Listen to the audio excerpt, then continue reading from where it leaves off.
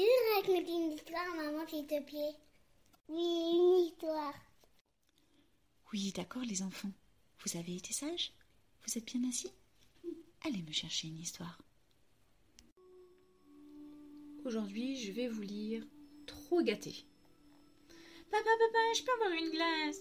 Mais je t'ai déjà acheté un beignet, tu ne l'as même pas terminé. C'est moi qui ai dû le manger. Oui, mais avant, je n'avais plus faim. Maintenant, je recommence à avoir faim. Allez, s'il te plaît. Tu te comportes en enfant gâté. Quand j'avais ton âge, crois-moi, je n'avais pas la même chance que toi.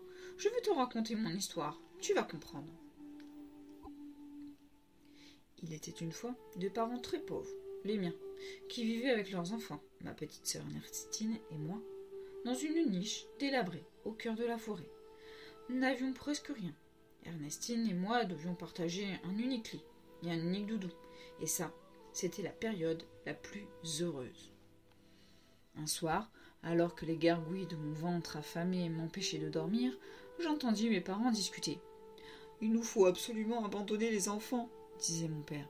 « Nous n'avons plus de quoi les nourrir. »« D'accord, » lui répondit ma mère. « Demain, je les emmènerai au plus profond de la forêt et je les y laisserai, » conclut mon père. Au petit matin, mon père nous emmena à nous promener. Il avait donné à chacun un bout de pain dur. Crois-moi, pour nous, c'était un repas de roi.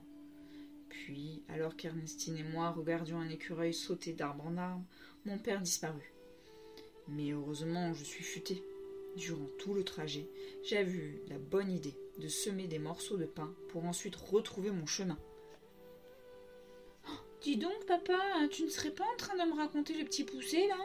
Parce que cette histoire, je la connais déjà. »« Chut, laisse-moi continuer et ouvre grand tes oreilles de chiot gâté. » Hélas, en me retournant, je n'y vis pas les bouts de pain que j'avais semés. Les oiseaux les avaient-ils mangés? Non, Ernestine s'en était chargée. « Ben quoi, j'avais faim, » avoua-t-elle en me tendant généreusement son dernier bout de pain. Perdus, incapables de rentrer chez nous, nous errâmes dans la forêt jusqu'à la nuit tombée.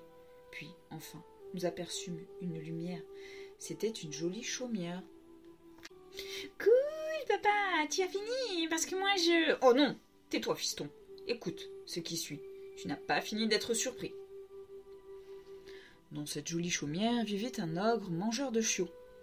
Quelle ne fut pas sa joie quand il nous vit débarquer. Son dîner venait de frapper à sa porte. L'ogre se précipita sur Ernestine et n'en fit qu'une bouchée. Par chance, je réussis à fuir avant qu'il ne me croquât. Je courus me cacher derrière un buisson. Et quand l'ogre se fut endormi, je retournai chez lui, ouvris son ventre et bien sûr en ressortit ma sœur qui me traita en héros. « C'est pas trop tôt !» s'écria-t-elle. « Surtout, n'oublie pas mon doudou !»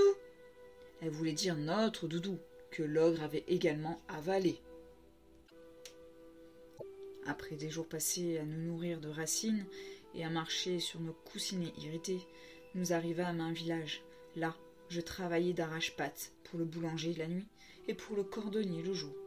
Je mettais de côté chaque pièce que je gagnais dans l'espoir de les donner un jour à mes pauvres parents.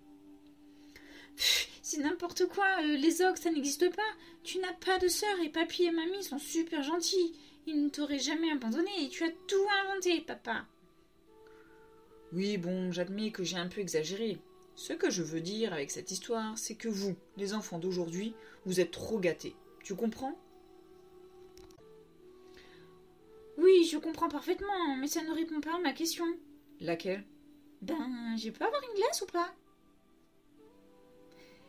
Et voilà, l'histoire est terminée. J'espère qu'elle vous a plu.